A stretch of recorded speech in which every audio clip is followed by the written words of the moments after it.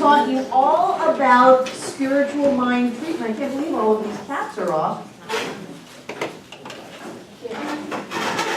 Taught you all about spiritual mind treatment.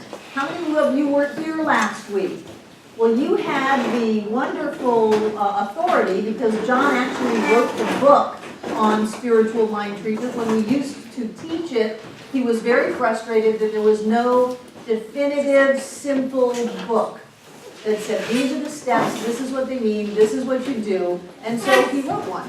And since then, that's gotten very popular. And I want to give you just a quick test before we open the class. Who remembers what the steps are in spiritual mind treatment? Recognition. Is anybody recording me? Yes. Hi. Are you using our recorder or your thing? Okay, are you going to send that to Nancy? Sure. Okay, did you record last week? Yes. Great. Send it to John? That's not going to go anywhere. If you could resend that to Nancy, it'll actually find its way to our website. Thank you. R-E-C-O-G-I-N-I-T-I-O. Recognition. What's step 2? Identification. I-N-D-I-T-I-N-T-I-T-I.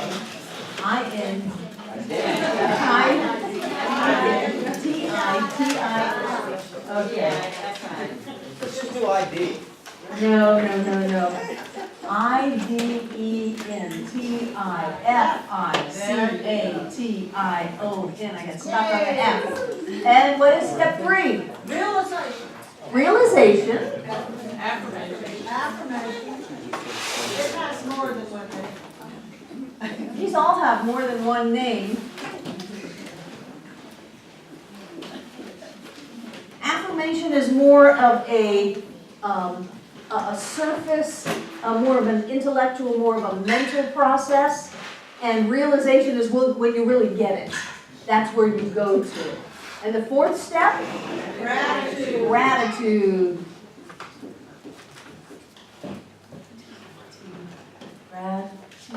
T-I-T-U-D-E. Is that right? That's right. Yay! And what's the last one? Release.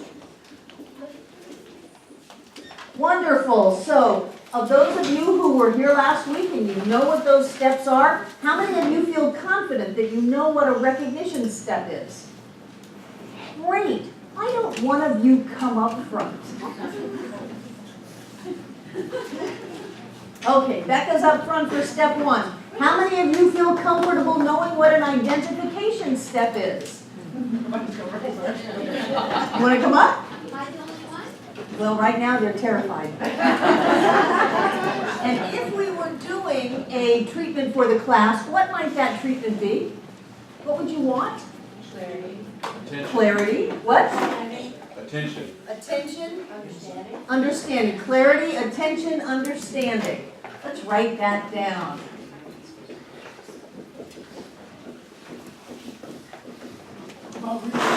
No.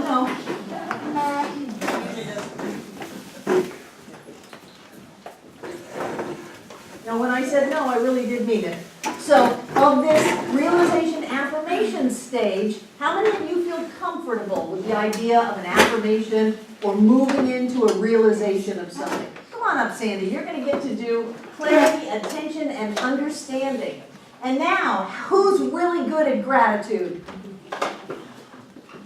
Are you? Well, come on up, Haley. You get step 4, your gratitude. Yay, come on up.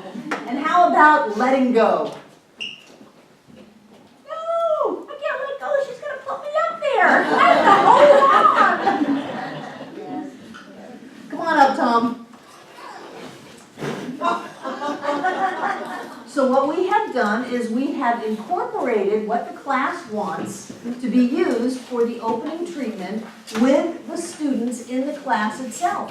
So these wonderful people are going to do the opening treatment. Becca, you're going to do a statement of recognition. And when you're done, you're going to make it clear to Margaret that you're done. But in that recognition, if you can put a little clarity, attention, and understanding, that'd be great. And Margaret, you're going to do a step of identification and make it clear to Sandy. Sandy, you are going to affirm and realize clarity, attention, and understanding, and make it clear to Haley that you're passing the step over to you, to her, and Haley, you're going to be grateful. Okay? Now, if you can be grateful for clarity, attention, and understanding, that would be great. And then you're going to make it clear to Tom that you're done so that Tom can close it out. Okay? Okay, everybody take a deep breath.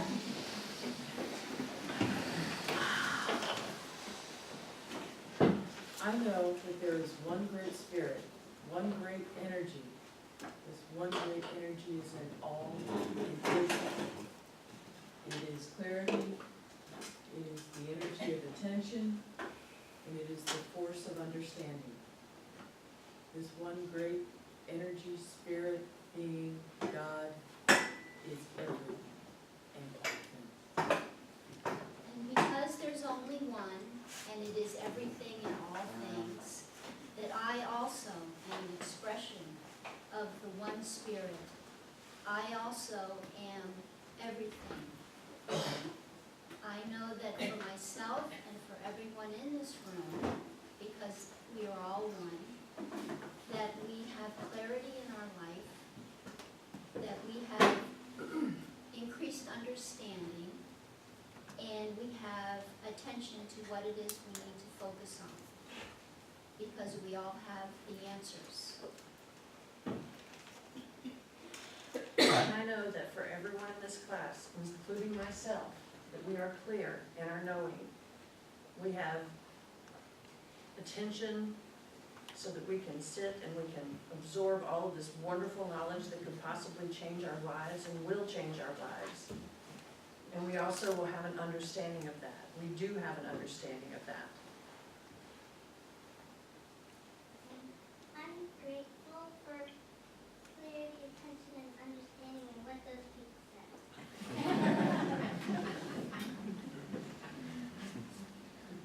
And I take these words of truth and release them unto the law, knowing there can be no other way, because it is the law and they are already so. And so it is. And so it is. Thank you, well done.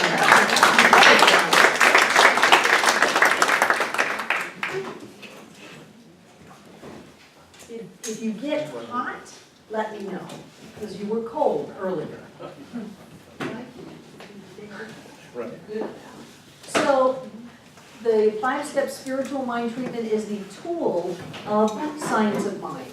It is what we do. It is our affirmative prayer. It is the way that we shift consciousness. It's the way that we go from what we may call fact to truth. It's the tool that we use. And so it's very important that we learn this, whether we use it or not, but that we at least have that in our repertoire, our bag of tricks, so that we can use that when we may choose to, either on an ongoing basis, like John and I do, we do treatment work every day, or like a lot of people do in a crisis or an emergency. But you know, if you're in a crisis or an emergency, it's good to have something to pull out and shift your consciousness, because you're creating your experience, and if you're creating it from one vantage point, and you want to shift that vantage point so that you will create from a different level, it's really great to have a tool to do that with. How many of you knew about spiritual mind treatment? How many of you did not know about spiritual mind treatment before last week's class? Wow. Okay, great. How many of you before last week's class use spiritual mind treatment on a regular basis? Well, cool. So the rest of you are going to have an opportunity to bring that into your spiritual practice. And one of the things that Patty Thomas said, and she's not here tonight, but one of the things that she was saying was, oh my God, that's my words, not hers, spiritual mind treatment is the shift. That is the shift. And it certainly can be if you let it be. There are all kinds of other ways to shift. People pay lots of money to go to Tony Robbins workshops and jump off poles and do all kinds of walking on fire and stuff like that to have that shift. But if you want something that is always available and that will walk you through this shift in consciousness, spiritual mind treatment is the thing for you. So I'm interested in talking about it tonight, and I'm also interested in going to some of the ideas behind how we would use it. One of the things that I'm particularly interested in right now is this idea of fact or truth.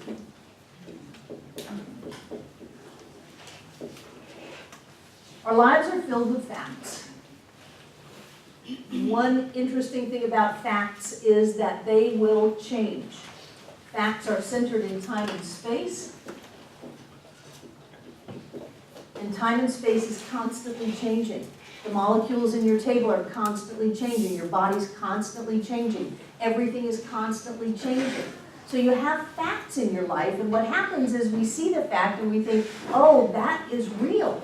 Well, I mean, it's real. I can hold it in my hand. I can look at it. I can experience it, I can touch it, taste it, smell it. I can spend it. That's the fact. That's real. But when we forget that there is something that made the fact, then we're stuck at the level of facts. We're stuck at the level of effect if we forget that there was a cause before the effect. So one thing that's important about facts are that they change. The truth, on the other hand, does not change.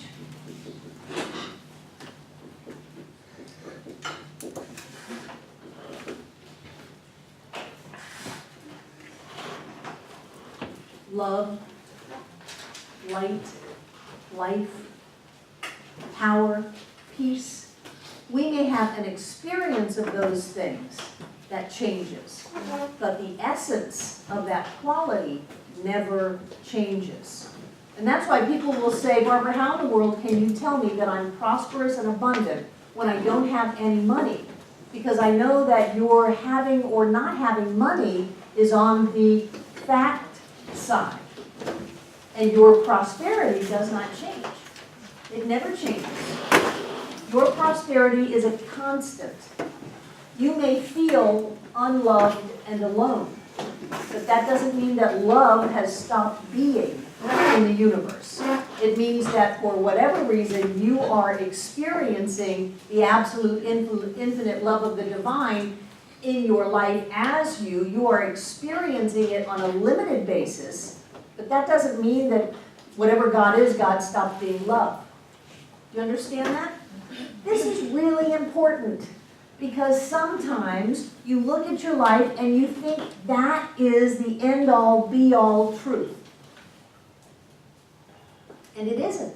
It's simply a second, a nanosecond in time of the collapsing into form of that which you have set in motion through mind, whether it's conscious or subconscious thought, whether it's beliefs that you're aware of or beliefs from long ago, it doesn't matter. You set that in motion and create this second, but that does not make it the end-all, be-all of eternity. It just makes it your creation right now. And what are the bennies of this just being your creation right now? You can change it. Yes, yes, you can change it. The art of shifting consciousness is all about change. And what we want to go from is some kind of a lower, I love that I get to use these such judgmental, dualistic words, lower base consciousness to a higher level. We really do. We get to go from fear to love, to security, to happiness, to joy. We get to go from not enough to more than enough. And the outside circumstances don't have to change one bit for us to experience the shift. We don't say, well, as soon as that shift shows up in my bank account, I'll feel more prosperous, I'll feel secure and happy. We go ahead and feel prosperous, secure, and happy, and then that shift shows up in our bank account. But the interesting thing is that it's great that it showed up in our bank account, but it doesn't need to for us to be okay. And I think that's where the real freedom is, because as spiritual beings, for us to be able to move through our lives without being reactive or conditioned by the experiences in our lives gives us true freedom. We are okay, we're great, we're beings of light and love, never born, cannot die, peace, power, beauty, joy, love, light, wisdom, all of that. And whatever the circumstances are, they are just a moment's reflection. Now when you can get there, that's real power. Because then you're not being jerked around like a puppet on a string by whether or not the stock market went up or down, or whether or not your partner was nice to you today or not, or whatever's going on. You're not being jerked around by the circumstances because you know that you are the one that is creating those circumstances. And spiritual mind treatment is a great way to do that. Starting each and every day with spiritual practice, I think is very, very important.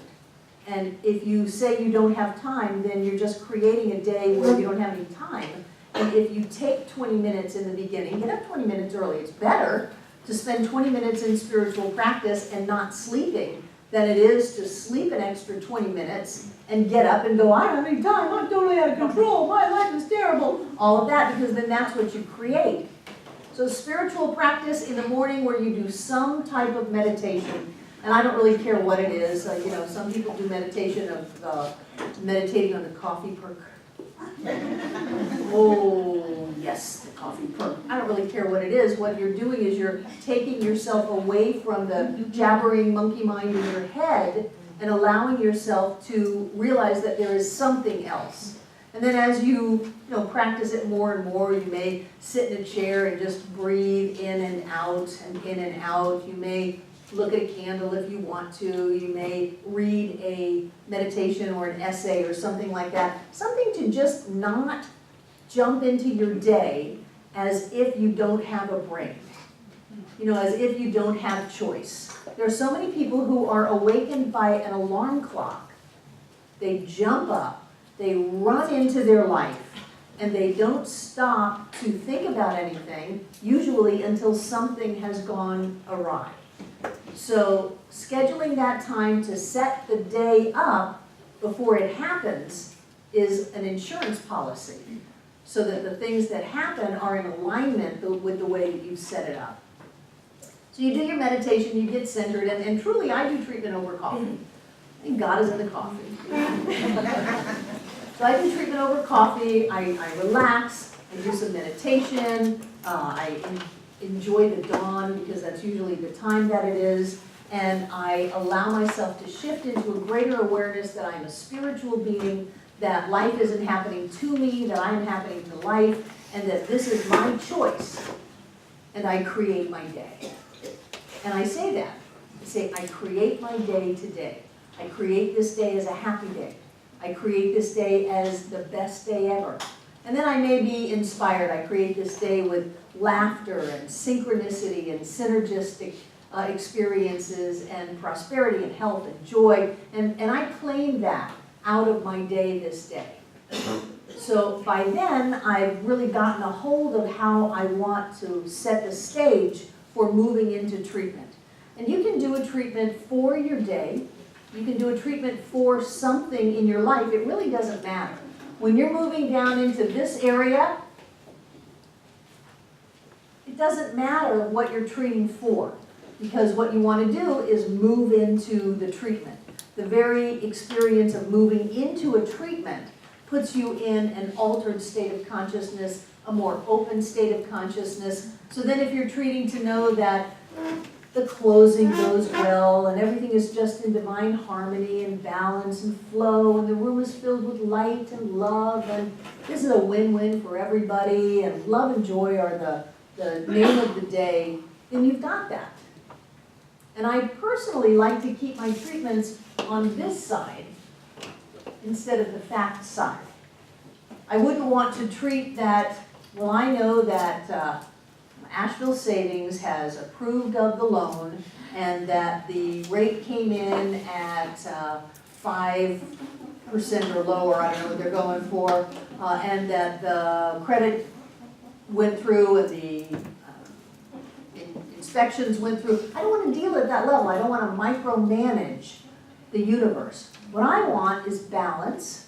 I want love.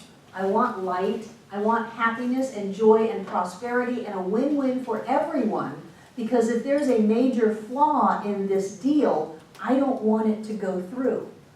I don't need this particular deal to go through for my well-being. I am not holding on by such a small thread spiritually that I have to have this deal go through for me to be okay. I'm okay whether the deal goes through or not. The universe that I want to live in is the universe where everything unfolds in ease and grace and love and joy and prosperity and health and wholeness for everybody. I want to live in that universe, and then if it doesn't go through, fine. Something better. Something better's happening here. So what I want to do is take the facts that might start off with, oh my gosh, I hope this deal goes through. You know, we've been at the closing table 3 times with these people, and it hasn't come through, and I'm really tired of this, and what's in my consciousness that's blocking me, and what am I doing wrong? That's all fact. And that's referenced by duality, as if, you know, God is all there is except at this closing. So we move into the truth, and then we do our treatment, and it doesn't matter whether it's for a closing, whether it's for the big toe that just stubbed, you know, 2 days ago, or prosperity, or whatever you want. It doesn't matter. And then you move into the gratitude and the release stage, and let it go. And when you do that, your days get better. You do that, and your days get better. What I've noticed is these 2 stages, recognition and identification, take you somewhere. There are science of mind absolutists, and they say you don't need all this, a bunch of hooey stuff. All you need to know is God is, I am, and so it is.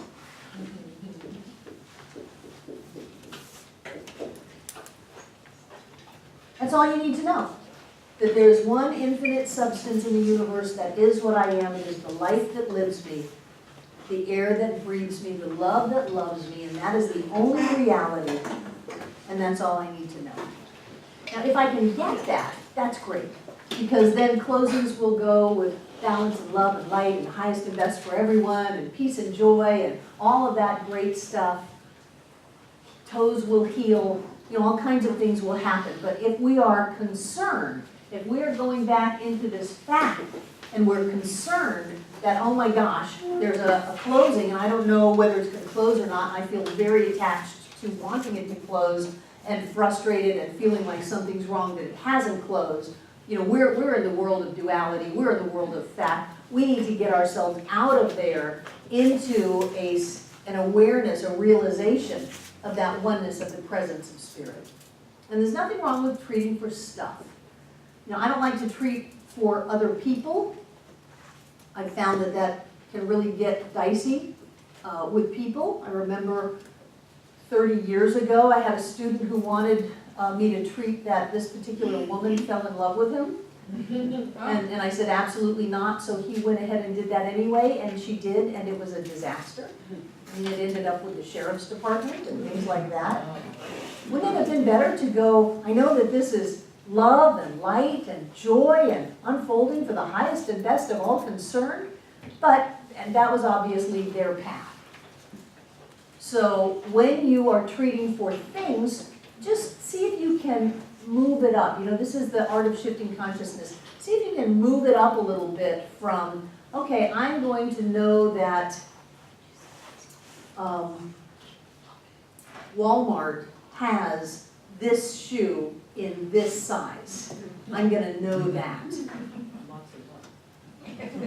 Well, it's very controlling, very manipulative, very small, very constrictive. And when you limit your demonstrations to that, you don't know what better thing could have been there for you, whether it was a shoe or a lunch or a person, what? Could be another color. Could be another color. But when we think that we have to have our own self-esteem, micromanage the creations all around us so that everything looks the way that we think it's going to look so that we can feel secure in our lives, then we're spending a lot of energy to feel okay.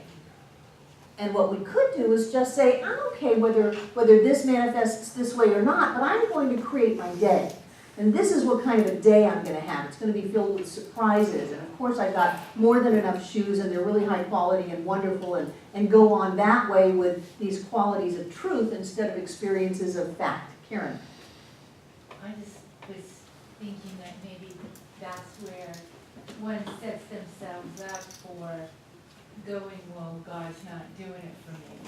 You know, is that really the road that takes you down?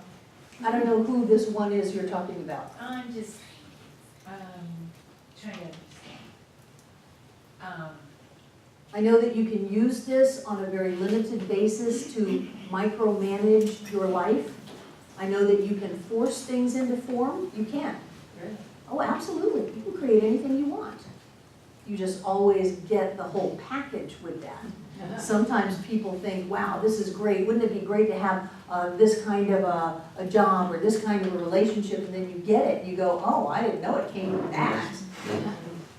Instead of, this is who I am. I'm surrounded by people who love me and support me, and I love them, and they love me back, and my life is filled with joy and happiness and clarity and all of that, and then that's what demonstrates. But sure, you can manifest anything. You can sit down outside of Walmart and you can treat that there is a particular shoe in a particular size, and you can go in there and get it. But my thought is that shoe in alignment with who you really are? Or since it's coming from fear, and you're shopping at Walmart to begin with, is that really your highest and best shoe? And if you simply opened up in the morning to the fact that you were always blessed with everything that you needed or desired, and all was well in your world, then might you not have some surprises along the way? And instead of saying, this is the only thing that I can afford, and so it's got to be in my size, if you can relax and trust a little bit, let go of the fear, and open up to the idea that there is something greater that you can have, then you may walk into Salvation Army and find your REI hiking shoes for $15, $140 hiking shoes for $15, and say, thank you. With a diamond in it. Right, right. Does that make sense? Does it? Yes. Did John talk about this stuff last week? Yep. Oh, Jesus. Did he tell you he was my student? We knew that. We did. So one of the things that I dance with is turn away from the condition, turn away from the fact, don't look at the fact, don't talk about the fact, don't go to the fact. And then there's the dance of what do you do when you have to go to the fact? What do you do? At what point do I make peace with the facts so that I can know that my day and my life unfolds in love and light and joy and happiness and all of that? At what point do I say who I am is not contingent upon the facts? And I don't have to make them go away to be okay. Does that make sense? That's the hard part, and this is subtle, because most of us, David. Well, I was just gonna say, this became very clear for me when my dad sat down with me one time and told me that I am treating and creating 24/7. I cannot not be doing that, unless I'm dead, I guess, but even then, that's on another plane. But as long as I'm thinking and breathing, I'm creating something. I can't stop doing it, it's just not possible. And when I realized that, I said, oh, now I get to choose. And that choice became the word for me then. Just choose. Right. Right. Sometimes people say this is a teaching of suppression. That turn away from the condition means stuff it down. That we don't give people any space to have feelings. We don't give people any space to have experiences. There's not a lot of process. You know, we did that forgiveness exercise a few months ago, and I said this is a big deal because you're getting to go into your story and tell your story and drag your story out and look at it. And so there's a balance, because if I am afraid of my story, if I am afraid of what I see in my life, then how is it that I am going to be able to shift that? Because I'm centered in fear. And fear is going to create what? More fear. More fear. So just because you got me, my Achilles heel is modern medicine. My Achilles heel is modern medicine. And probably last Monday night, I've been told I probably should have been in the hospital and was very derelict by not going, not only to myself, but to all of you, that it would be very selfish of me to leave this plane and leave you all here just because I am afraid of modern medicine. So I've been sitting with that because I am afraid of modern medicine.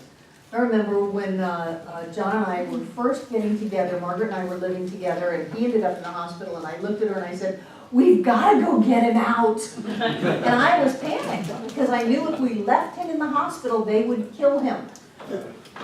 So this is called a deep-seated belief, and it's also been fuel for me to use our banner of turn away from the condition, don't look at it, don't talk about it, don't think about it, for me to use that as a cop-out, not to be strong and clear about who I am, but to stay hidden, to stay afraid, and instead of being able to say whatever the conditions are, I think I'm better off knowing what they are and then shifting them.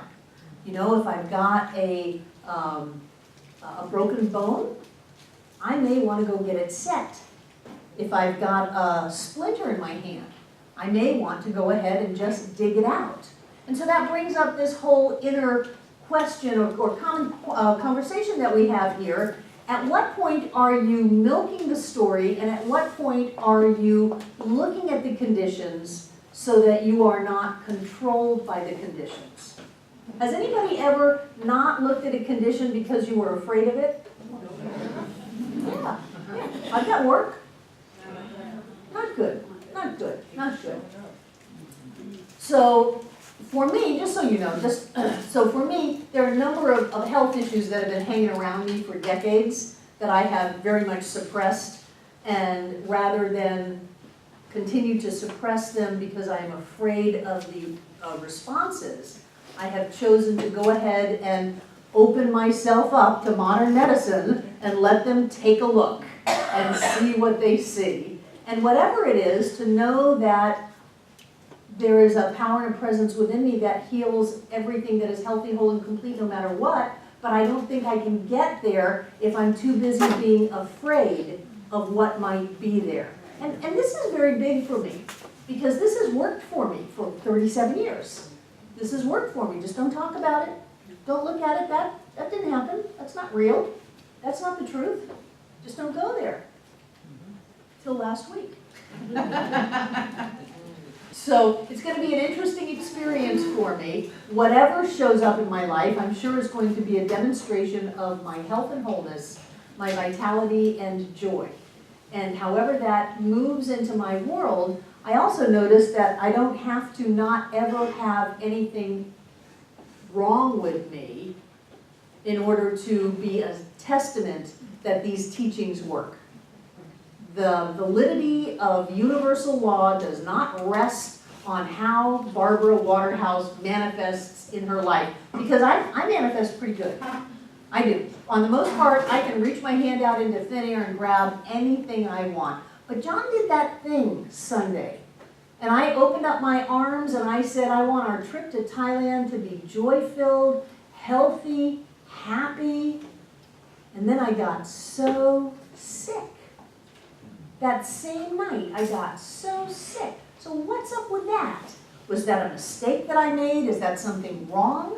Or is that the outpicturing of a healing mode so that my trip to Thailand will be healthy, happy, and whole? And is there anything wrong with modern medicine? You know, modern medicine and Christianity, they kind of go hand in hand with me. Torture, death. David. But you're gonna get there with your immune system at its peak right now. I'm gonna get where? You just turned up your immune system last week to full blast. Right, When you go right. to Thailand, you're untouchable. Nothing can get you. Oh, Thailand's gonna be great. You know, I'm gonna get a massage every day. Every day. But I'm not a fan of cowardice. And I don't hold myself up as being a coward. If someone said, Barbara, you're a coward, I would really dispute them. Until it comes to modern medicine. Until it comes to saying, hey, docs, take a look. Take a look. Just go ahead. Your job, you have been trained for decades and spend all day, every day finding things wrong with people. So I'm going to give myself to you to take a look. So that in the past to me has sounded crazy. You know, why in the world would anybody do that? Why would you throw yourself on a doctor and say, find something wrong with me? They're good at it. God's in the doctor too. But God's in the doctor too. Yeah. So that's the conversation I wanted to have with you a little bit tonight. Tom? I think there's a certain paradox or contradiction between saying, well, I'm home complete right now, and then every day calling it a treatment or searching some medical term implying something wrong. Right, right. I think there are so many paradoxes. Yeah. So if you are afraid of anything, you're not in the truth. Alex? That whole fact, the truth, my doctors, they're close to my house, they together, and they a lot of money went on, and, you know, all of a sudden some things started happening, you know, and it's just, I've been in education all weekend, so it's back today, but, I'd be where I had myself Friday night, just, I'm sorry. dumb ass, you know, what, it was like, I was an urgent relief situation, it was just a financial thing. Finances were going just great, you know, all of a sudden, I'm like, what the hell is this? You know, and it was like, you know, so then I went into this whole, you know, I mean, thank God we're in these classes, because I just, I'm just saying, oh, yeah, right, and I just, so, well, we have, I mean, what we strive for is to be in the truth and really understand what I have never integrated in myself is my truth of who I really am.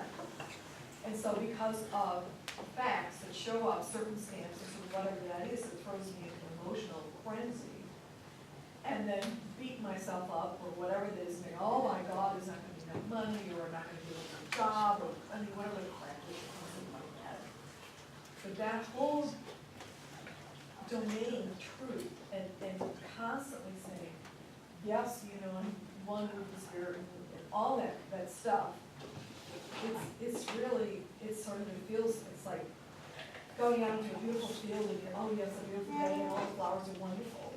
And a thunderstorm clouds comes over from the other side of the mountain, which is still beautiful. But it's like, this is probably one of the most toughest things I've ever had to do in my life, is to be able to integrate and really get it and really to understand that no matter what is going on in the fact column, that I'm gonna be okay. Yeah. And I'm scared shitless, excuse me. And truly, you know, of course, losing Buck in April and then just really going through the head stuff, you know, and it haunts me still.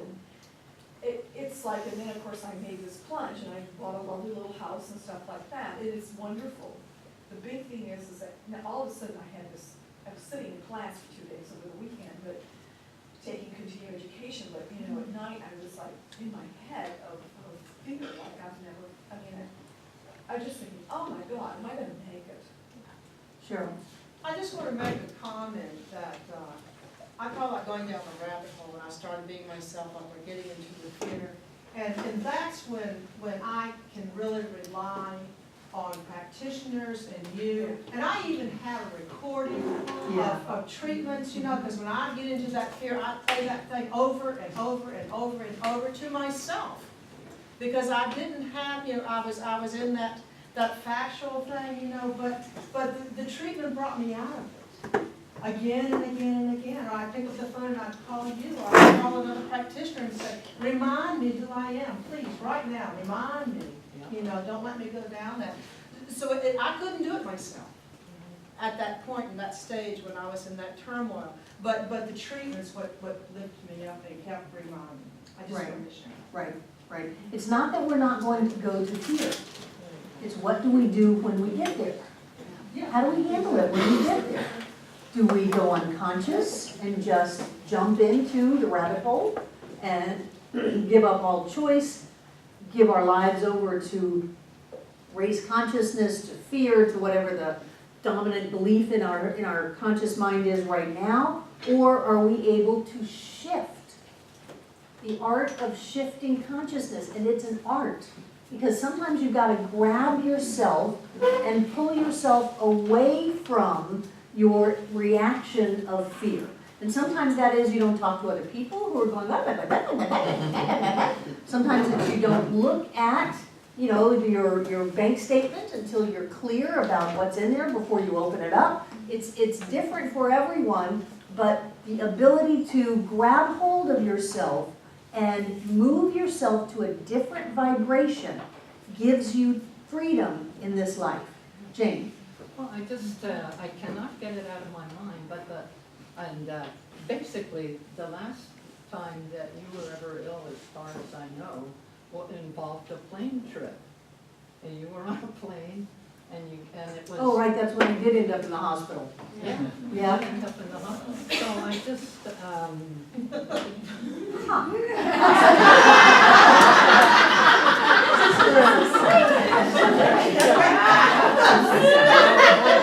Well, I tell you, this whole thing about John being gone for 2 months this time, and it happened very quickly, was a shock. I wasn't ready for it. We hadn't agreed on it.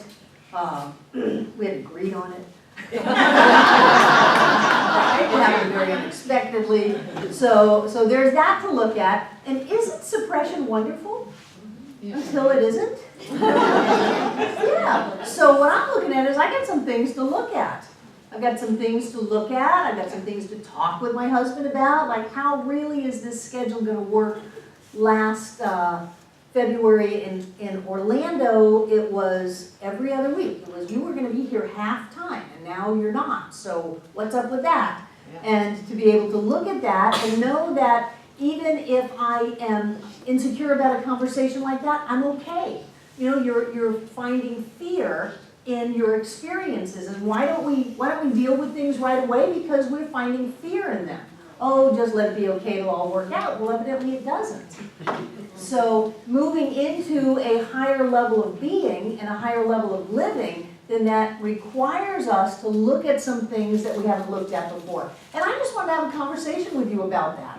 Because the things that we need to look at are the things keeping us stuck in the things that we need to look at. Right? Yes. And we can use this teaching very much as Pollyanna whitewash and say, just don't talk about it, just don't look at it, just don't deal with it, and everything will magically work out because all is God and all is good. Yes. What is your name? Adrian. So, I had what I was going to say. So, when fear comes during its ugly phase, then we do this treatment, or what this man said before, we're always creating, so then we change our thoughts, and then things do magically work out. Because sometimes, for me, there's a lot of stuff happening for me right now, so that's why I came here, to learn how to shift out of fear. So what happened was, I had a conversation with someone, and I was incredibly afraid, and I have to have it, or I'm going to be out in the street. So I had this conversation, and everything worked out so much better than I ever even thought. So this is exactly what you're talking about. Exactly, because who you are is a powerful, creative, spiritual being, no matter how this conversation works out. So how's it going to work out except in alignment with the fact that you're a powerful, creative, spiritual being? It's going to work out better than you expected. But the only way that it can work out better than you expected is if you're not afraid of it. You bring a bigger you to the table, and you get a bigger you back.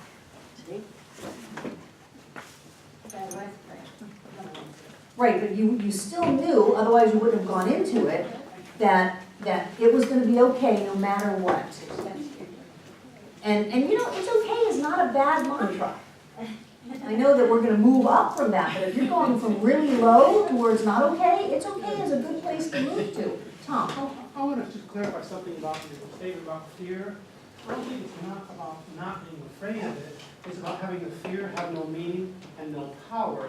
It's saying, oh, look, yeah, there is the fear, I've got it, I'm afraid, like I'm afraid of 1,000 things, and I'm just not going to give it any power or any meaning. It's just something that I did. It doesn't have to continue. And that you can create out of the truth, afraid or not, doesn't matter. Fear has no power. That's It's great. meaningless. That's great. However you can wrap your head around it. Well, people sometimes think, well, I gotta stop being afraid in order, you No, don't, no. it's just fear. People want everything to be worked out before they have to do anything. It doesn't have to be. Right, and the phraseology around that is, I want to stop being afraid before I can change what I do. Yeah, no. It's okay. You get to, you gotta move, you gotta shift your consciousness, you gotta shift your energy, and if your energy is down in the pits, you gotta get down there and bring it up. And if that means that your heart is pounding and your palms are sweaty and you're afraid that you're gonna be homeless, so what? There's that within you that's going to move through this experience to whatever is your greater yet to be that is beckoning you forth. And then that vibration creates the outcome. Is it Chuck? I just wanted to say that since, well, before I moved here, I had already encountered science of mind and treatments, but it wasn't until I adopted your practice of treating every morning when I get up. And that's when I saw things to really shift. And when I got into that mode of just treating and setting the intention for my day, I find myself, with my personal thing is that I would stay in angry situations more and, you know, or fear, or whatever, you know, whatever the conflict is. And I find that, you know, I'm still a work in progress and I get caught up in those, but I can release them much faster. And my life genuinely began to really open up more when I moved here and expand more positively when I adopted your practice of morning treatment every day. I think spiritual practice is critical. You know, otherwise you're just open to what the wind blows by. We know that what that's been. Look at your past life. We want something new. Rick, who had their hand up? Carolani, and then Olympia, and then Susan. Sharon. What is your name? I didn't have my hand up. Oh, okay. I'm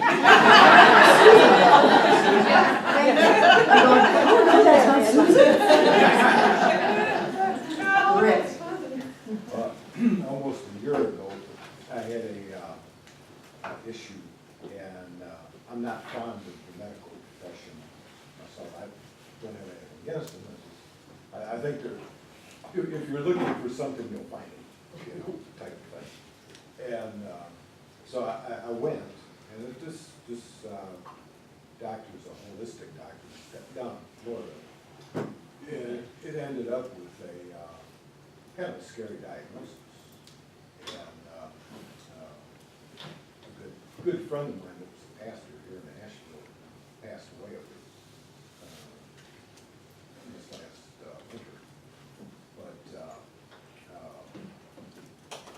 I was amazed at the fear that the medical profession had, because when they called me in to get the results, they said, you might want to bring somebody with you. I said, why?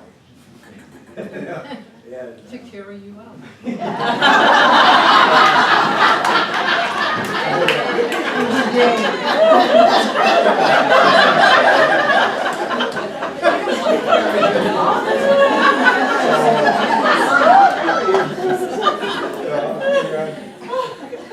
I'm a big boy, I can handle whatever. I just, you know, it wasn't for pride, it was just because my wife was doing other things that day. I just went. And they told me, and the doctor asked me, did you hear what I said? I said, yeah, I heard you. And it was alarming, but I tried to go with every treatment that they came up with. It had to do with attacking something. And I don't want, I've got enough attacking going on in my life. And so I dealt with it. It was, there's a difference between ignoring something, pretending it's not there. Say, okay, well, you know, this might be the case right now, but, you know, if I really believe the stuff that I've been reading and studying for years, you know, so I've done some things, you know, like my diet, changing my diet, tremendously. I'm not one, I think somebody can go too far with that. So I used to joke with my wife, I said, eating the way to salvation. And, you know, with all this holistic foods and, you know, this and that, so. So bring it back to point. Yeah. So in my belief,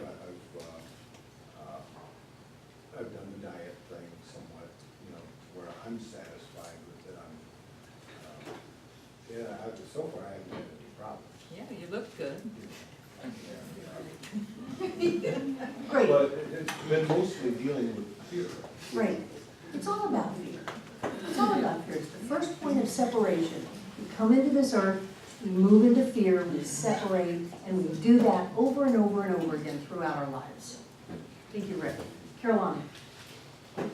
There's three things I wanted, that have come up for me as we've been talking about this, of Abraham's, and I just wanted to mention them because they are so congruent with it. One is, Abraham says soothing is healing. And I really like that, and whatever is soothing, and whatever you allow to be soothing, and you don't owe anybody any explanation or defense. If it works for you, then that's healing, if it's soothing. And the other is, someone was saying to them, so I need to stay in alignment at all times, and they were going, don't be that harsh on yourself.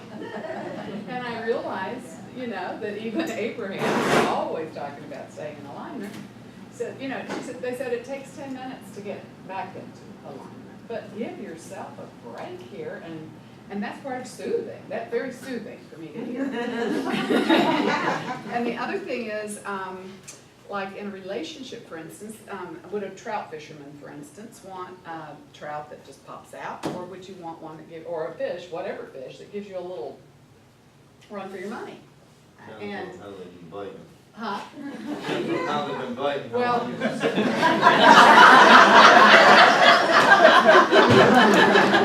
the assumption is that you develop by having a little challenge. And so that if things in life don't have contrast, if you don't have that contrast, if you're not going back and forth, then you can't really appreciate and don't really grow and don't really get to develop what we came here to do. So those are the three things that kind of go. Thank you. Olympia?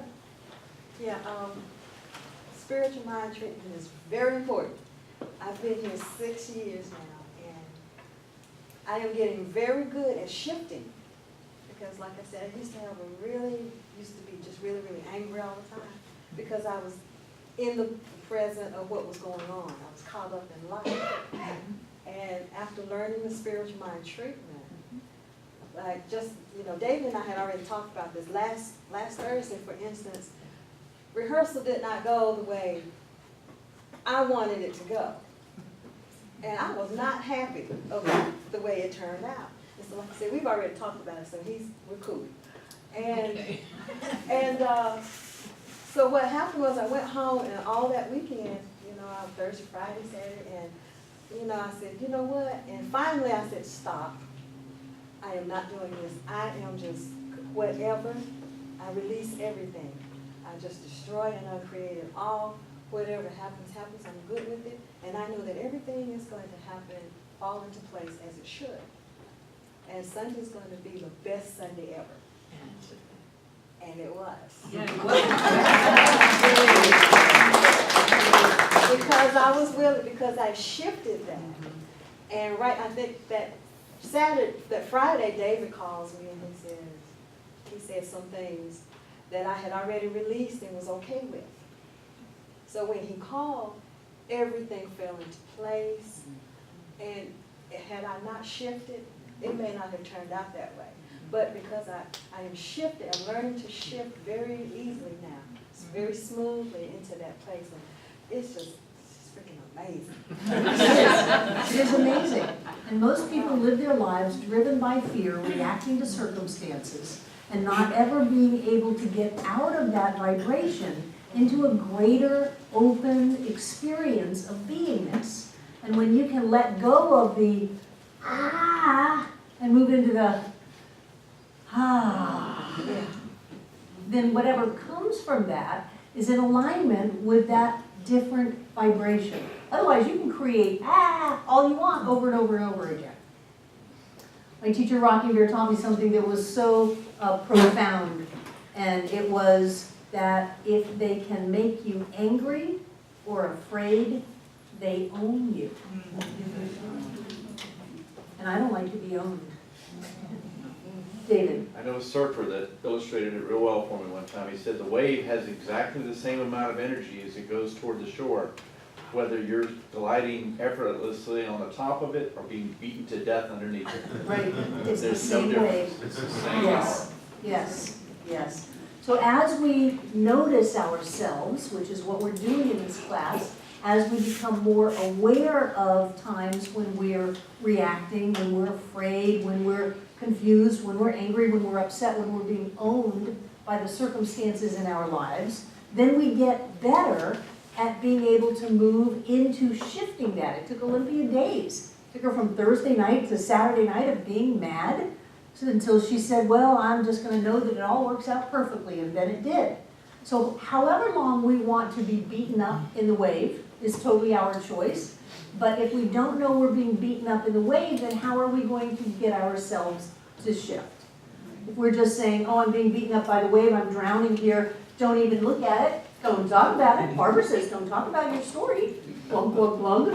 You know, let's use this teaching as a way to suppress even better from my lifetime of suppression. If we use it for that, then we're missing the opportunity to bring it out so that we can bring it up, so that we can heal it, so that we can shift ourselves. And that is based on the idea that who we are is greater than this experience. Otherwise, we think that the experience rules us, that it determines who we are, that it owns us. It is the one that can make us angry or afraid. The experience then owns us. And so we become a puppet on a string in terms of our reaction to life instead of our creation to life. Lisa? I wanted to go back to Abraham. And I've been listening to the Sarah books, their child's story, and I listened to it over and over because it's so wonderful and helpful to me. But one of the things she says is that nothing is as important as that I feel good.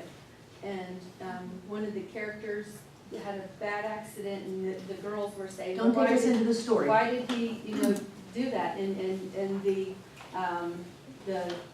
Abraham character was saying, well, he was in the right place at the right time to save his brother. And in the end, the child did not have any scars because he focused on feeling good. And, I don't have to think about these two people fighting over here because I know that they're going to work it out. And it's none of your business. And I mind my own business, and I feel good about myself, or I feel good, period. And just by, always making that shift, or always making the choice in the moment right now what is a better feeling thought? And just, it's a constant choice. And as long as I'm trying to feel better, whatever, my choices are. Well, but that, that's so vague, and that's why I'm not thrilled with us quoting Abraham, because that's out there, it's not you. If you're just trying to feel better by suppressing what's going on because you feel like you're not adequate to handle whatever happens, so you're going to suppress it and try to manipulate and control the experiences in your life based in fear, then that's not right. And that's not what Abraham's talking about. When you just say, find a better feeling thought, then that can encompass all kinds of things. So if you're not feeling good, it's important to look at what's not feeling good. What are you not feeling good about? Is there some fear in there? Do you really think that your bank account is more powerful than God as you? Do you really think that? Do you really think that the traffic jam on I-26 is more powerful than who you are as a spiritual being? That's ridiculous. And were the people stuck in traffic wrong for being stuck in traffic? No. Should they have been able to just, Red Sea part for me? Should they have been able to do a spiritual mind treatment and banish all those cars?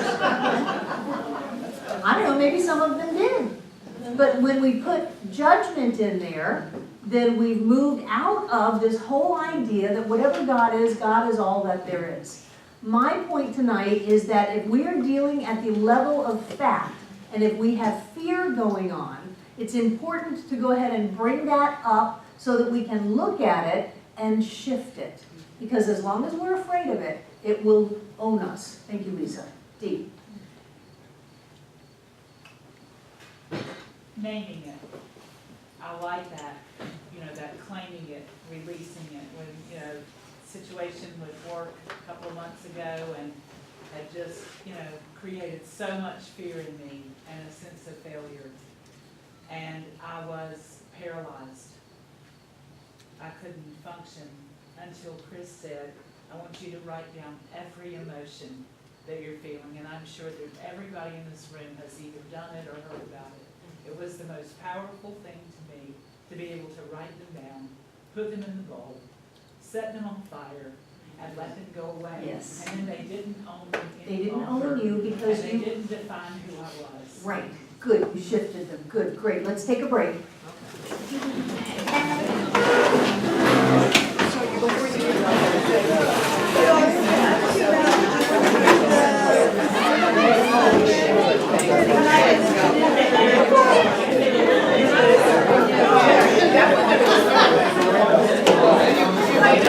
I want to go over a little housekeeping so that you know what's coming up. This is not a secret that I'm going to be gone. John and I have never been away from this center for this length of time in 20 years. Oh my God. Yes, so let me tell you what's happening on Monday night. Next week, you're going to have a practitioner panel. And since you've moved into this idea of spiritual mind treatment, you can ask them anything about anything. And so they are here to answer any question that you may have, and they are chatting. Are there practitioners in the room who are going to be on that panel?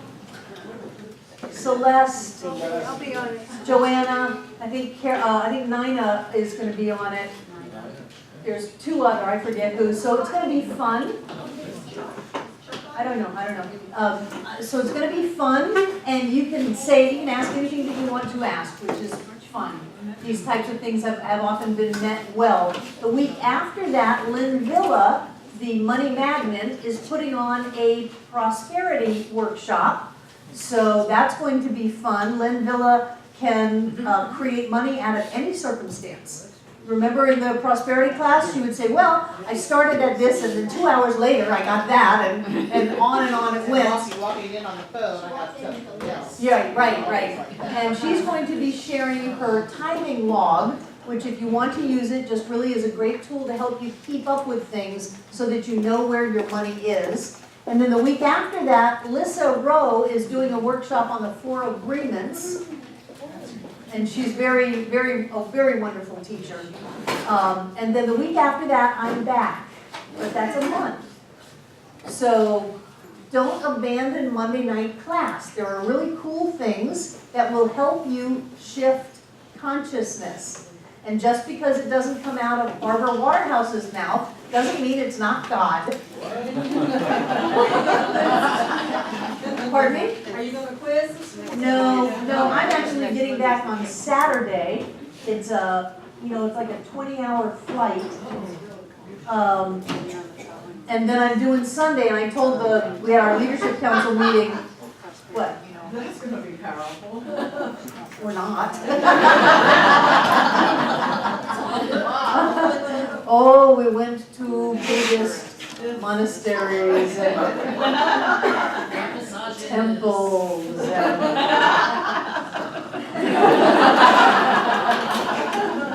but I get back on Saturday, and then we've got Sunday, and then by Monday, I should be close to my date and time, because not only is it the flip side of the clock, but it's a day off. And that's just weird.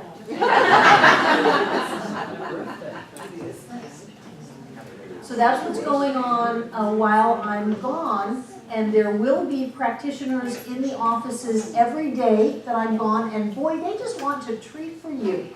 They are getting up out of their homes, coming over here, and making themselves available for anything that you might want. So if you want to call and set up an appointment to come in and see them, or if you want to drop by and see them, they will just be so happy to see you because you are keeping them from having a day of boredom just hanging out here. So give them a treat and come in and see them and allow that to help your treatment work grow. You can even come in and see them and have them coach you on your treatments and see how that is. So my practitioners really want to be of service, and for them to be of service, they have to have someone to serve. So every day there will be a practitioner here. What day are you actually meeting? Sunday afternoon.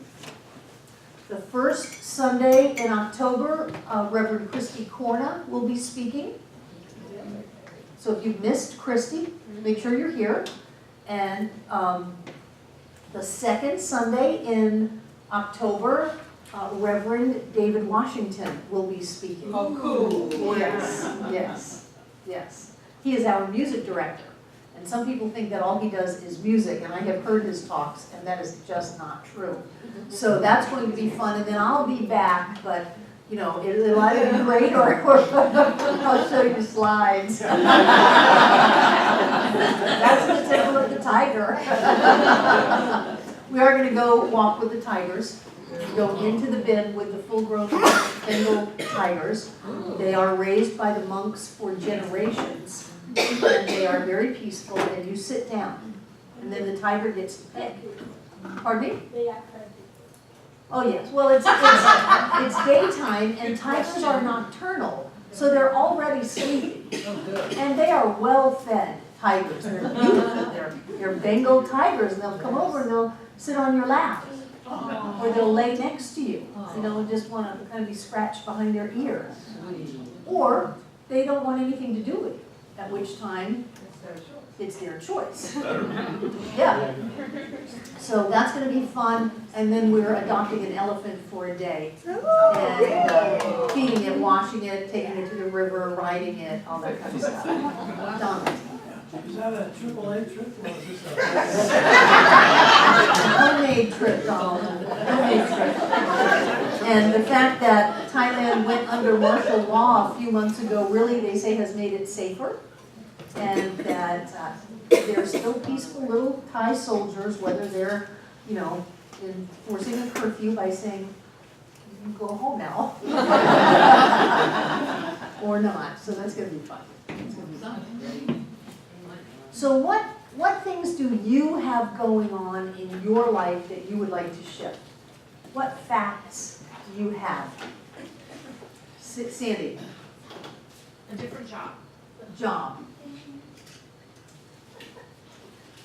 You want a different job, why? Because I think I've gone as far as I can go with this one. So you feel constricted, limited?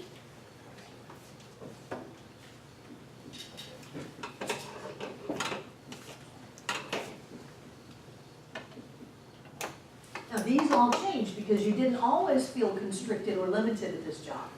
There was a time when you loved this job.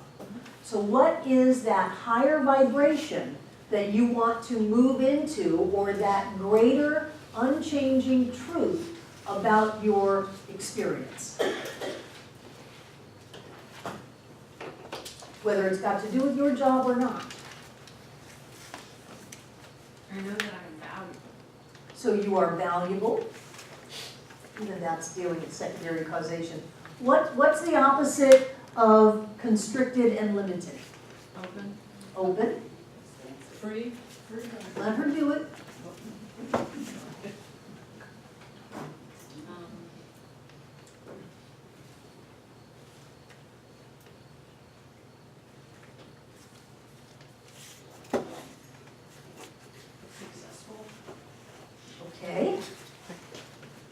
dancing here. Because successful has within it this idea that perhaps there's some way that God's gonna blow it on the sunrise tomorrow, or that time and space is not gonna hang together. So open, free, joy-filled, those are experiences that are in alignment with divine truth that never change. So what do you want to treat for? Do you want to treat that, I know that I changed this crummy job because it's driving me crazy and I've gone as far as I can go, and I know that there's got to be something better? Or do you want to treat to know that your life is open, that you are successful, that you are efficient? Happy. You're happy, that you're happy. And then you experience open, successful happiness no matter what's happening. But what do you think is going to happen to this old, constricted, limited job if you're feeling open, successful, and happy? What? What's that? You're either going to change it or it's going to change. It's either going to come into alignment with how you're experiencing yourself, or a new job is going to come into your experience that is in alignment with how you are experiencing yourself. And this is a word of caution for those of you about to go into relationships. Bring those up. If you shift your experience of yourself in this relationship, either your partner is going to have to come and meet you, or they will have to go away and someone else will show up.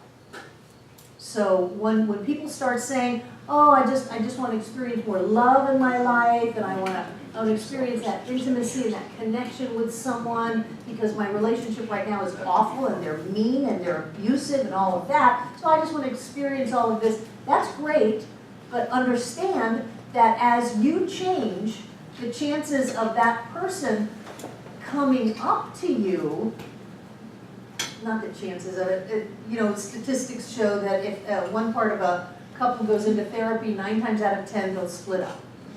So just know that as you change, that dirty, rotten rackenfratcher may not stay in your life, and then you got to ask yourself if that's okay.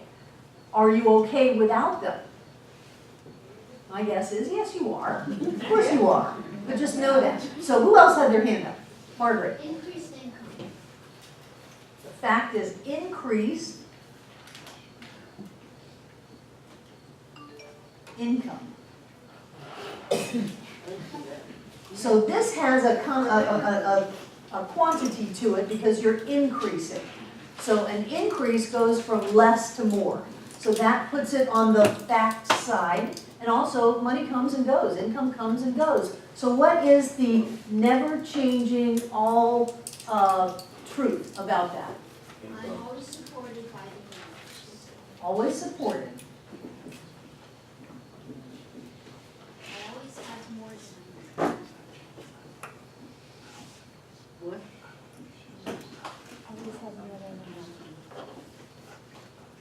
Okay, great. I'm going to do one more, and then we're going to do this. Margaret. I work on releasing, excess weight. Excess weight. There's a C in here, isn't there? Yeah. I gotta say, I love this whiteboard. Jay painted it with the new Sherwin-Williams whiteboard paint, and it's great.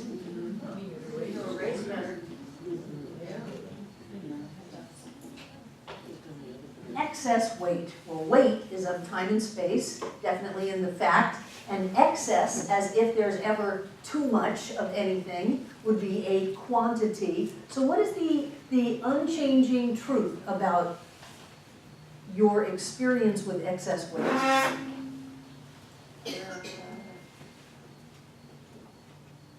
body weighs exactly what it needs to weigh. You're still dealing with effect.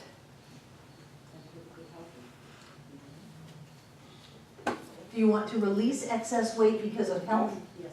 Okay. Did John give you a lecture about perfect? I still think Okay, so what I want to do is just take us in a spiritual mind treatment so we can just let go and experience this. And Chuck, would you turn the kitchen light off? And then will someone go to the back and just probably turn 2 out of 3 of the lights off in the room? Is that enough? Oh, One side or the other, I can't get them that's both. fine, that's fine. And what you might want to do is just relax, get yourself comfy.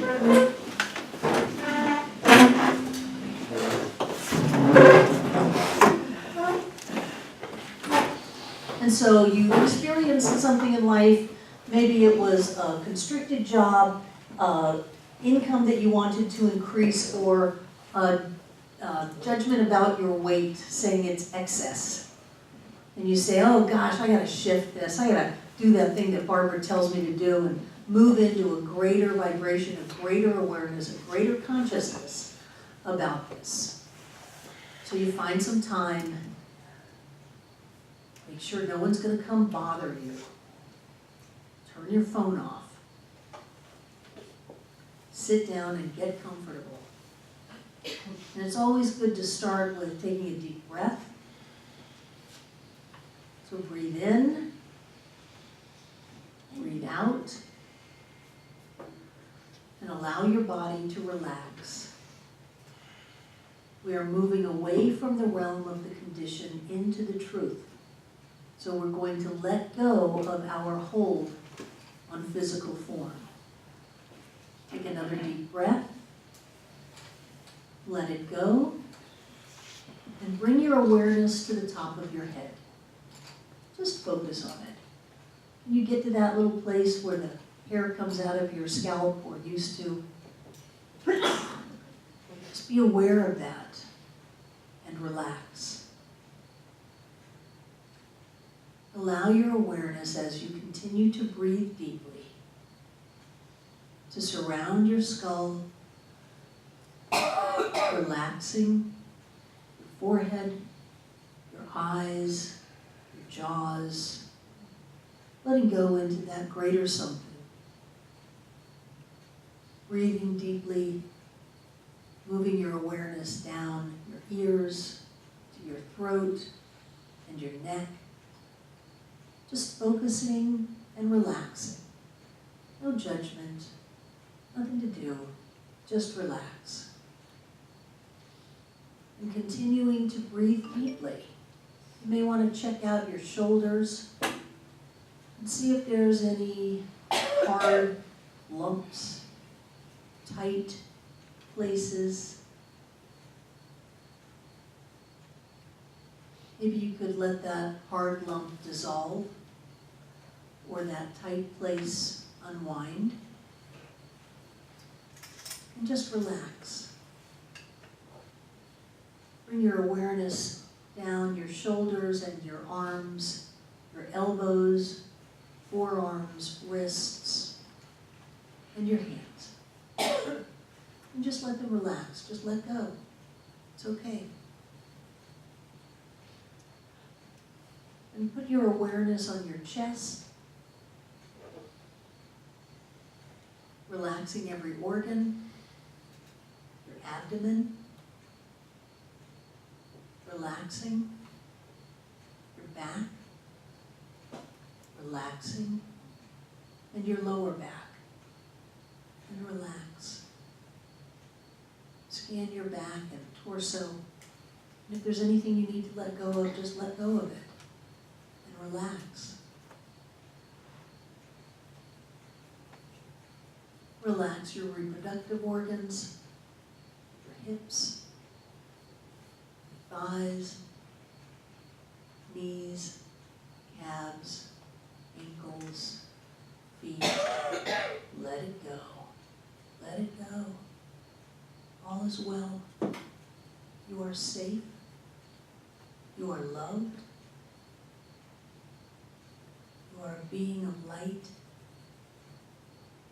There is an awareness within you that knows. It knows that whatever God is infinite. It's beyond the farthest star. Whatever God is greater than this entire physical universe. Whatever God is as close as your breath, as near as the beat of your heart. There's a presence that lives you, not separate. It is you, and you are it. And so just let go into this greater reality of who you are. If you want to, you can spin out to the stars, the nebulas, or you can be as tiny as you want, as close as you are. Let go into that greater something. And that greater something that you are connects you with everyone and everything. It's like a golden spider web that goes throughout the universe. Each of us is connected to each other, past, present, future, and beyond. There is that within you that is so much greater than you can even imagine. It is the truth of you.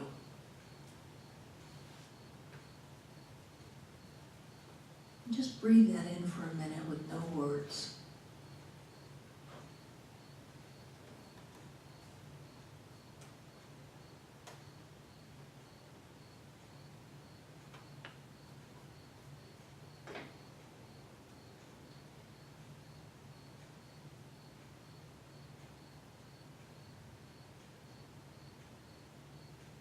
You might feel yourself start to vibrate. You might see light. But in this space, we know that there is that within you that is already perfect, already whole, already complete. There are no missing parts. There's only God as us. And so in these circumstances in our lives, it's so easy to know that we are open. We are already successful. We are already happy. It is so easy to know that we are always supported by the universe, that we always have more than enough. It is so easy to know that we are perfectly healthy and that all is well. So we just allow our lives to be this beautiful expression of spirit as us. We know that we are always in our perfect and right place. We are always doing what is ours to do, and we do it openly. We do it clearly. We do it joyfully. We live our lives as happy spiritual beings. We know that we are surrounded by this presence of spirit, supporting us each and every day, each and every moment, with little surprises, with demonstrations, happy things. Our lives continue to unfold as an expression of the divine falling into form, and all is well. And we know that every cell in our bodies is healthy. You may just want to take a moment and acknowledge this physical body. It's a light body, a body of light. There's a wisdom and an intelligence inside of every cell, coming together to make every organ, every system, every bone, every muscle, every ligament. There's a light that shines forth from every cell, and it knows exactly what to do. It gets together with all its other cells and forms, systems. Infinite intelligence guides its every step. It always has more than what it needs, and easily releases that which it no longer needs. It's so easy to know this, that we are loved, we are prosperous, that we are perfect in every way, we are whole, we are complete. Just breathe that in.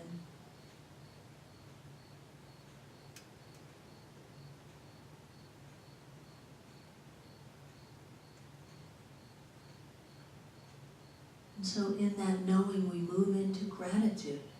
How wonderful it is to be a being of light, a being of love, alive and well on planet Earth. How wonderful it is to watch the circumstances in our lives come into form in happy, joy-filled ways. How wonderful it is to have this earth body that serves us so well. How wonderful it is to live this blessed life. We live our lives in gratitude for this amazing experience called life. And then as we begin to come back, we know that we have done our work. We have done our spiritual work. We have set law in motion. And the only thing that can happen is that the law manifests. So we just sit back and watch it happen. We know that we've done everything that we need to do. We open to divine wisdom. And we step forward in our lives with joy. And as we come to a sense of completing this spiritual mind treatment, I'm going to bring you back into your bodies. Just let you feel your feet on the floor, your butts in the chair, your arms on the table or your lap, your back, your head. You start to get a sense that there are people around you, of where you are in the room. Back into the body, back into the room, back into this plane. All is well. All is well. Take a deep breath.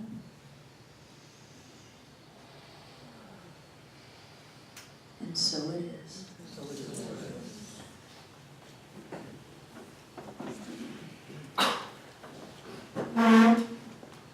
So as you feel, David, don't turn the lights on you. As you feel comfortable, open your eyes.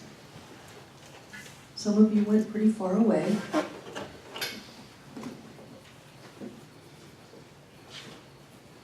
Check your eyes. As you feel comfortable, open your eyes. Back into the room. Back into your bodies.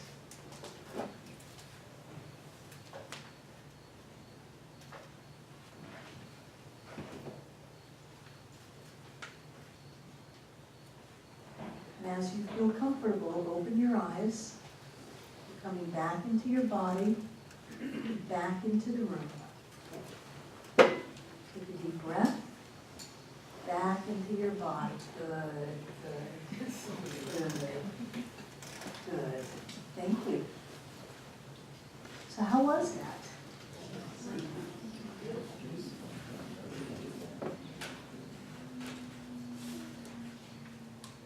I did that relaxation thing so that you would let go. You don't have to do that when you're doing treatment, but we're in a classroom and you're in front of people, so something. Jacob.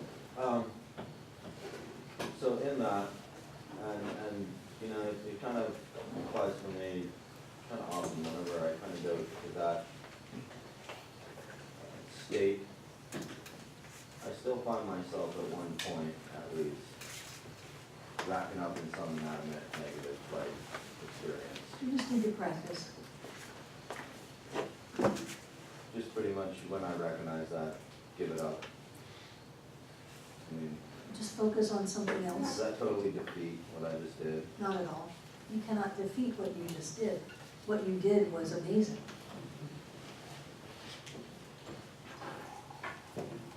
Sandy. I think a lot lot of people didn't want to come back. I definitely don't feel like you had to give my arm back tonight, or my back. Kept them out there for a while. Haley, did you? Did you draw out the treatment? You want to show it?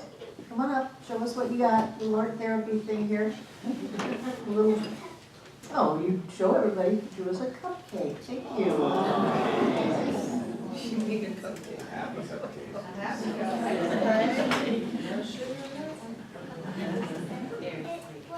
there's 4 thinking bubbles, and it says, I am whole and complete. I am a light cupcake. All is well, and I am so grateful for everything.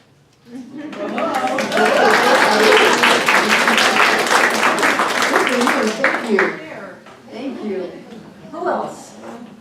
I want you to do spiritual mind treatments every day. And come back next week and ask the practitioners. You know, when I do this, this happened. When this happened, and what should I do here? Or can you tell me what you do here? It's very cool. Or would you please treat us all the way Barbara did just last week? For 2 hours. You could have stayed there 2 hours. Because when you do that, then the times that you get stuck in the reaction are lessened, and you get to practice changing your day. And I do agree that waiting until after chaos descends in your life is not as good an idea as starting your day off with a spiritual mind treatment to direct where it's going to go. Kristen. So coming in, I had a really hard conversation before I got here, and when I came in, like, I had that, like, knot in my heart of just, and, it's totally gone back. You shifted. Congratulations. That's the point. Yeah. I thought I should have lost half You an hour. could have had the UGG for weeks. I could have. I know. Anybody else? Did anything happen? Anything you want to share? Okay, it's great. Yes. Ariala. I know that. Amaria. Amariel. Yeah, Well, I just wanted to know, you had mentioned that John had talked about the word perfect, and for those of us like me who was not privy to that and wasn't here, can you just share? Oh, he doesn't like the word perfect. He doesn't like the word perfect because what most people mean is that it looks like I think it should. It's perfect. And when we're talking about perfection in the absolute, it encompasses everything. So you can't say, well, a perfect bank account is one with a lot of money, and a bank account without a lot of money is not perfect. You can't go there. Most people can't do that. So most people, when they say, oh, I want perfect health, means I want my health to look exactly like I think it should look. That's what I mean by perfect. So he will discourage you from using the word perfect. He wants you to go deeper and say, well, what does that mean? It means I'm filled with energy. It means I wake in the morning feeling great. It means I'm happy. Oh, okay. Thank you. You're welcome. Anybody else? Okay. Go ahead and turn the lights on, David. Thank you for being my sound guy and my light guy. Yay. Take out what you're going to give.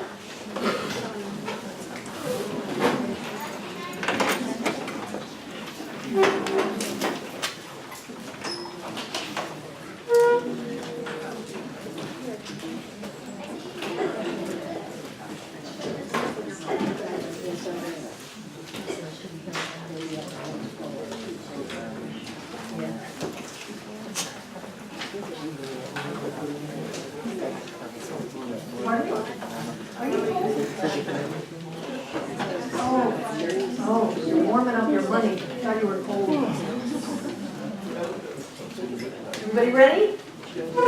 So take your gift, and I like to bring it up to my heart because that's the connection. I'm giving out of my fullness and my love, and we'll do it as a 5-step spiritual mind treatment. And what I know is that spirit is all that there is an infiniteness in the universe, that it goes even beyond time and space, that which the divine is includes form, but goes beyond it. So how can there be any limitation? So what I translate this to be is absolute abundance at an energy level of all creation and form. That is what God is. So I know that spirit being manifest in and as all form is manifest in and as all money, as all people, as the abundance and the prosperity of life itself. And I know for each and every one of us that we are individualizations, we are manifestations of spirit in form as us. And so what is that? But infinite prosperity and abundance came to life as us. It woke up in time and space as us. Of course we have more than enough. Of course we live in an abundant universe. We are made out of abundance. So knowing that that is the true nature of us, I know that each one of us has more than enough money, more than enough time, more than enough opportunity, more than enough experiences. We have more than enough love and friendship and joy. We just have more than enough. Life cannot contain all the more than enoughnesses that we have. So knowing that we are blessed as prosperous beings, I am so grateful to know that this gift that we give to this Center for Spiritual Living Asheville blesses it and everyone who is connected with it. I am so grateful to know the prosperity and the health and wholeness of every member, every friend, everything that happens here, every program, every child. I am so grateful for all of the good work that money does in the world, and in particular, money through Center for Spiritual Living Asheville. I'm grateful to know that as we give, we receive, so each of us gets ready to accept all of the good that life has to offer as we let our gift go. Life takes it, multiplies it, and brings it back. So knowing that this is the natural outcome of our thought and mind, I simply let this treatment go by saying, and so it is. So it is.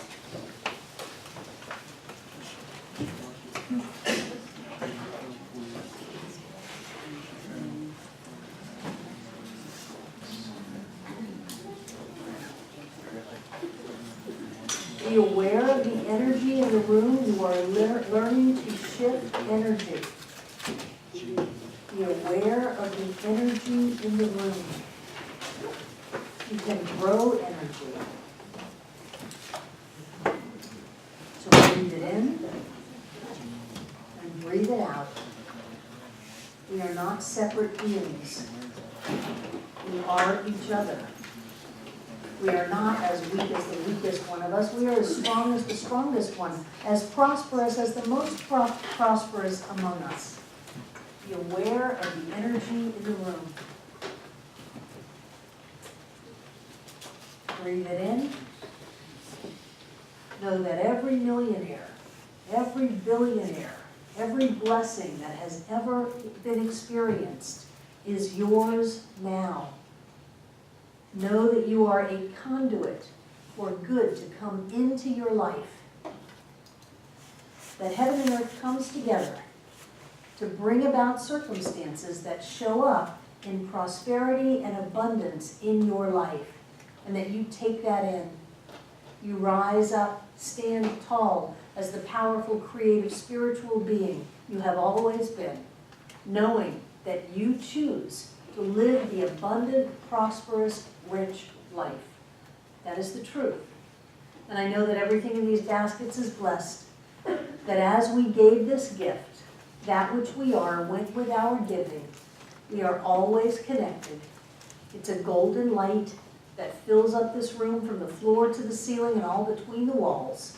This air is rich and blessed with God as us.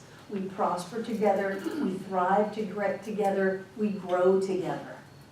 We are blessed together, and so it is.